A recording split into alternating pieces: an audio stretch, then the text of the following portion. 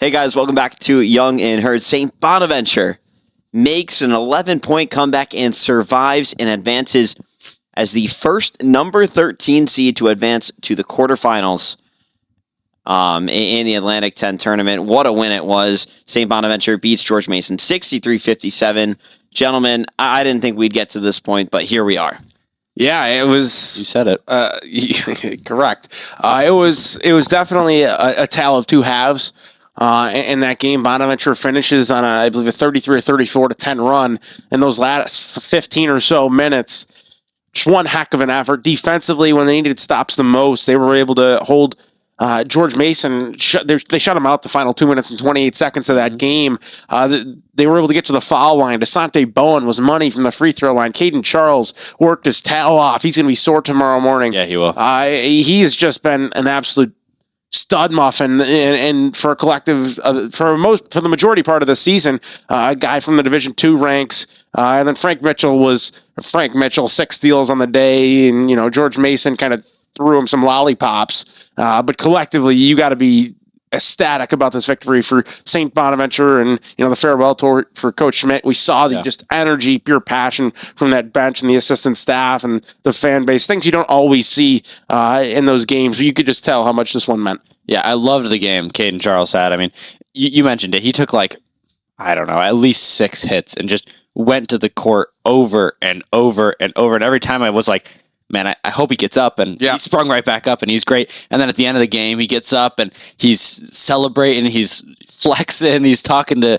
post-game pressers. I mean, the energy from this team, I don't know, it's something special right now. I'd be very scared to play St. Bonaventure. Yeah, and I think the Dayton Flyers are pretty scared. I bet if you asked Dayton, hey, would you rather play St. Bonaventure on a 2-game win streak whose head coach is leaving at the end of the season, or would you rather play George Mason, who is the most streaky team in the Atlantic-10 this season? I think I'm going with George Mason, who is pretty streaky. But St. Bonaventure, as you mentioned, Caden Charles, I mean, there was one moment I thought his shoulder got dislocated. Yeah. He stole a ball away at it was like an inbound on the baseline. It went all the way out to about mid-court. He jumped up, tipped the ball into one of his teammates' hands, completed the steal, but hit the ground so hard, his shoulder, when he came, it looked like it was hanging for a sec. I don't know if maybe it did come out, he popped it back in, but... And he stayed on the court for so long, and he was grabbing his shoulder. I was like, oh, he's done. He's done. Put in Osasui. There's nothing you can do. Yeah, he played 33 minutes today. No, but I did ask Caden postgame. I was like, Caden, you took an absolute beating today on the court, and he was like, there's no time to be hurt in March. You just got to get up and keep going, and I absolutely love that for him. Then also post-game, he got asked, are you playing for Coach Schmidt? And he was like, dude, he's a legend. We're playing for him, and we're playing for each other. Just, one of the most well-spoken guys on this St. Bonaventure team, and definitely one of the most energetic and plays with the most passion on the floor. Yeah, 100%. Talked about it last night, talked about it all season long. When he's not putting up box score numbers in the points category, he's making impact somewhere else. For a guy who's only 6'3", he gets a ton of rebounds, and he works his tail off on the balls. It's a loose ball, the ball's on the ground. He wins those battles a majority of the time, and you really just can't replace or measure the weight of those players that just have that it factor, and Caden Charles just has that it factor. And is just one heck of a secondary piece to this team. Maybe he doesn't get always the media love and the love from your national media, and everybody knows who Frank Mitchell is, and Buddy Simmons to a certain extent. But Caden Charles definitely, I think you look up glue guy in the dictionary, a picture of Caden Charles' face comes up. Yeah, and he's been in a situation like this before. I mean, last year D2. Not sure what made it to the Elite Eight. Elite Eight in North Georgia, I believe. Well, I don't know what the tournament is called specifically, but the D2 basically national championship. NCAA tournament. Yeah. But he made it to the Elite Eight, so he's been in these high pressure situations before. He even mentioned it and said it definitely helps. So I'm sure that translates to the locker room as well. And the rest of the team, I thought also played extremely well. I know we just talked a lot about Caden Charles, but Desante Bowen had a 20-point game, his career high in this one. Two guys that are just leaving it all on the line for their coach, their team, the locker room. You love to see it.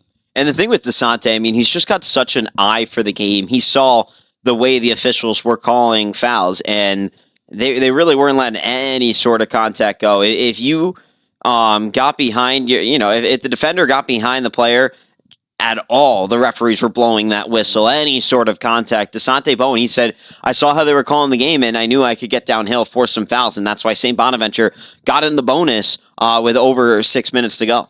Yeah, Desante, he runs the offense. He's the quarterback, and when your quarterback has a good day, and you have a good chance to win in football and in basketball, right? And Desante had a great day. It's back-to-back days now, and he's a guy who, if I think by game 3, and in this game today, I had my questions. I didn't think fatigue would really kick in. You typically can't play back-to-backs, all right.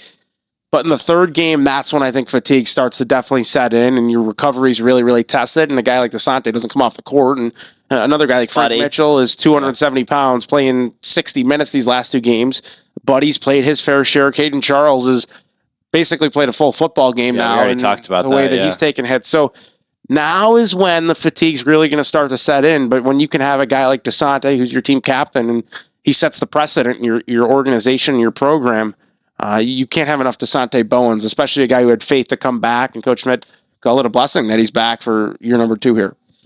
Yeah, I mean, the only thing is going to be fatigue for them tomorrow. They have momentum. They're playing probably their best basketball of the year. The offense explodes for 99 points the night before, and then even the defense, probably the best defensive effort we have seen from St. Bonaventure this season. They only allow 57 points total, and 23 of those came in the second half. So ultimately, they just play a great game all around. They end the game on like a 30-13 run. So all around, they closed out, played great basketball. But one of the biggest things in the second half, which I think ultimately is why they won this game, is 1 second half turnover. Did you know that? To be honest with you, I mean, that's pretty much what it comes down to. I mean, that's what it's come down to for St. Bonaventure all year. I mean, if they have one less turnover or they have one less mistake here, that they win majority of their A10 games. I mean, that's kind of how the whole season's been. It's just this time it's in their favor. I mean, it's about time. What can I say? I mean, this is the team that they really thought they were coming into the season. No 13 seed has ever made it this far. Why not keep going? And I don't want to take away this win for Bonaventure because it's just the magnitude of it's truly incredible. But George Mason had this one, and they gave it away, like literally and figuratively. 16 turnovers on the day. That's not a particularly super high number, but the way that they had the turnovers in the second half, the last 10 minutes, they were just lobbing balls nonchalantly, slow. It felt like they were trying to chew clock, park the bus for majority of the game. The shots they were pulling up, most of the time, there were less than 5 seconds left on the shot clock, and the reason for that was because they didn't really start moving players around until there was 15 seconds left on the shot clock. So to me, I just thought George Mason, on paper, they're a better team. The record says they're a better team. They had a 11-point lead at one point, and they just, it seemed like, in a way, not let their foot off the gas, but they made some really, really uncharacteristic mistakes where they were just super sloppy with the basketball. Coach Skin was extremely frustrated with that in the postgame presser. And if you're a George Mason fan or you're a player or on the staff, you're really, really just punching the wall right now because that's a game you had and you gave it away. It's a tough loss for the Patriots. I mean, granted, as St. Bonaventure fans and, St. Bonaventure, we're here to cover the Bonnies. It was a great win, but you got to think, like, if you're a George Mason fan, you basically thought that game was over. I mean, we thought the game was over. And you're like, no way St. Bonaventure is going to win this one. I mean, even coming into it, I think, 30% chance is what we were basically given. Here we are. And we're went down to an 8% chance at one point in the game. So I mean, I think a big thing for this team, too, is there's no eyes on this team. It's team. Desante Bowen, he got asked, hey, who got the belt today? Or just Coach Schmidt still have it. And Desante was like, oh, Coach deserves that belt. The whole team deserves the belt. We'll say the whole team got it today. And then a little while later, Desante and Caden leave the press conference, and Coach Schmidt was like, yeah, Desante Bowen got the belt today. So just like selfless, that's who you want to be your team leader. That's how you want leading the offense and leading the charge of this Bonaventure basketball team. It's not something that directly leads to wins. as kind of shown by the regular season play. But it's certainly something that can help when there's adversity and you're battling in a game, it's not going your way, and you don't collapse or you don't start yelling at each other and you don't start bickering and arguing. Instead, you motivate one another and you keep pushing and you don't chase points. You stay disciplined. That's just the intangible that you can't measure, and that's what sometimes great teams really, really have. And today, I think, was a perfect example of the team continuing to buy in, not turning on one another, keeping their foot on the gas, keeping a push until the fat lady sings. And as Frank Mitchell once said, the dominoes fell, the chips fell, and Bonaventure once again victorious. Yeah, let's talk about Dayton really quick. These teams met earlier this season. Dayton took the lone game that they played against each other 72-70, and that was another typical Bonaventure game we talked about and we've seen all season long. Bonaventure down 11 at the in the first half, come back, outscore Dayton 40-31 in the second half, but ultimately lose by 2 in the final minutes. And it's all about how they come out tomorrow, and expect Dayton. I mean, they've been sitting almost for a week now. St. Bonaventure's played the last 2 days. One team is going to have to come out with the most energy. I thought the same thing entering today, and I guess it was just a complete 180. I think logic still tells you, yes, the first half's extremely important.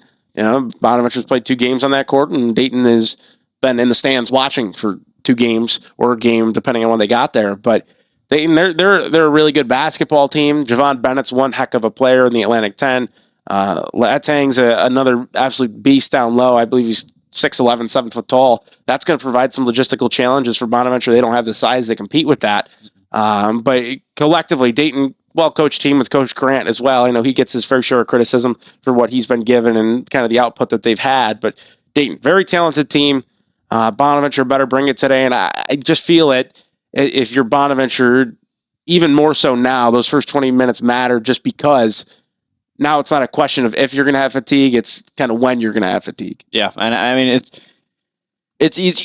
Excuse me. It's easier to be fatigued on defense, and I think that's where the Bonnies struggle the most is on defense. And if they can kind of pick that together, it's a tough matchup. I mean, you mentioned the size difference. That's going to be what I'm going to watch the whole game. I mean, they kind of dealt with it a lot really well today, but I mean, Frank Mitchell's fatigued. I don't know how much more physical he can be, honestly, and I don't know. It's going to come down to defense for me. All right. Well, any other final thoughts as we close this one out? Want to give a final score prediction? I mean, it worked for us. I know. Yeah. Stop. Now you just ruined it. I'm not ruining anything. We had score predictions last night. I will say, I think I had 72-67, and it was. You didn't give a winner. I did. I said St. Bonaventure. Yeah, you're the one that said the Bonnies. Yeah, I was the only one. So I said a 5-point game. It was a 6-point game. But I think I was the closest because I had Bonaventure winning.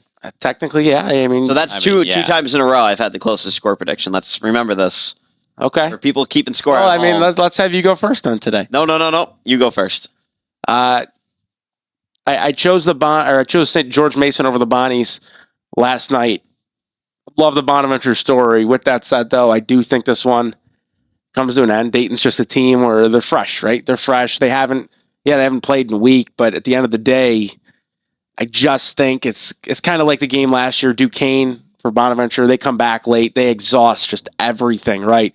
They empty the tank there, and in one day you can't get your gas tank back to full. You're going to be at half capacity, and Bonaventure's already played 2 games, and it's an exhausting game. Yet that happened against George Mason. And give me Dayton in this one. It's close, but I just think it's going to be a game where Dayton just has enough at the end. 77, Bonaventure 73.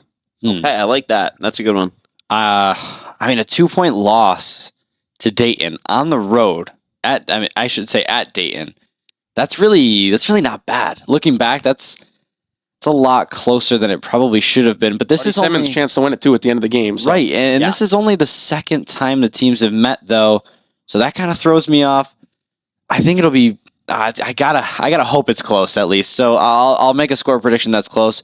We'll go 78. No, you know what? You didn't give me a lot of time to think. Okay, I'll go with my first gut. 78, 74. What did you say? 77, 73. Okay, well, very close. Whatever. 78. 78-74 Dayton. All right. That's what my gut says. I'm I don't know. thinking more about this. Dayton winners 6 of their last 7. No pun intended. Lose the season finale to VCU. Earn that number 4 seed, the double bye. You don't win 12 games in a conference by accident. This is a very good team. But ultimately, you look at all these wins, a lot of them close wins against pretty mediocre teams. I am going St. Bonaventure. Oh, my goodness. Fair enough. I mean, 83. Dayton, 72. 11-point win for St. Holy Bonaventure.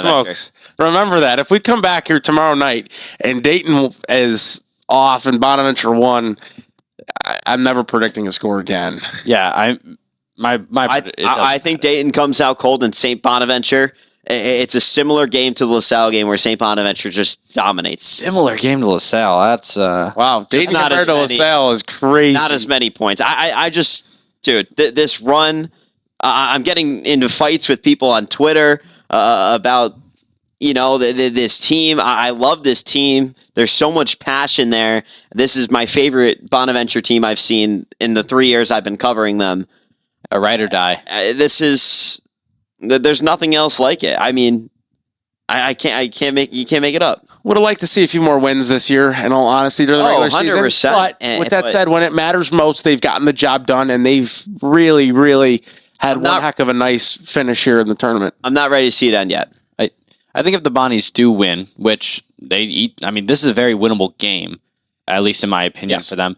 I think it'll be a close game. I don't think 11 points. I mean, if they're going to win, like 82-81, somewhere up there where there's just no defense to be had and they somehow get the last shot off. All right. Well, that is going to do it for hopefully not our final podcast here from Pittsburgh. Thought it was yesterday, so. Hopefully we'll talk to you guys tomorrow as St. Bonaventure, tomorrow as St. Bonaventure takes on Dayton today at 2 p.m. Thank you for tuning in. This was Young and Heard on WSBU 88.3 FM, The Buzz, and Tap Integrator All In. We'll hopefully talk to you guys tomorrow.